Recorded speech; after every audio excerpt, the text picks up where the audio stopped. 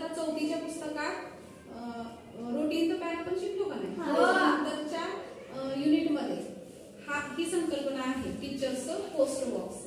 आता ही काय संकल्पना आहे पहा बरं. याच्यामध्ये आपल्याला काय करायचं आहे, याच्यामध्ये तुम्ही जी चिठ्ठी टाकणार आहे ती मी आठवड्यातून एकदा वाचणार आहे.